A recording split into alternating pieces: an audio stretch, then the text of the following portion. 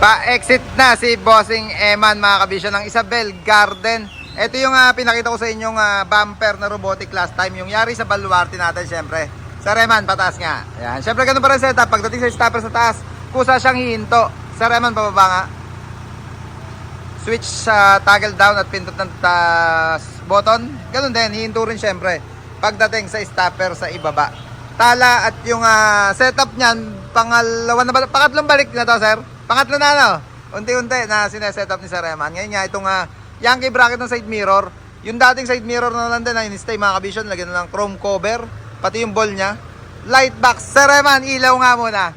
Ilaw check tayo. Yan, bago mag-exit. Yung bumper, all goods naman. Tumataas, bumababa na siya. Super white yung ginamit natin na ilaw dyan sa mga box. Nakatornilyo yan mga kabisyon. Bukod na box to, pwedeng matanggal pag magpapalit sila ng ilaw in case. Or pag hindi sinasadya, napunde.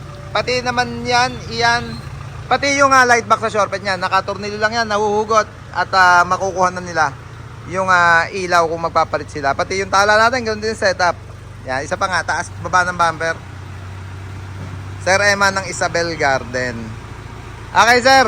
Pakisabi kay AirPod po, thank you. Ando sa AirPod ni Sir Eman, nasa Fortuner na. Iyong pag-guide sa Sir Eman. Rainy day. Monday pull out.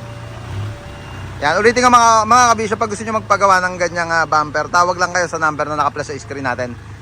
Bago siya umexit or pag-exit ni Sir Eman, may papakita lang muna ako sa inyo. Merong isang nagpagawa sa atin, 10-wheeler naman. Yan, isasama daw sa truck show yung kanyang 10-wheeler, kaya pinapagawa niya ng bumper na malaki. Yan, ganun din setup mga kabisyo, light box, tatlo lang to. Pag 10-wheeler gawa ng medyo malapad. Pakita namin sa inyo pag ikakabit na. Iyon.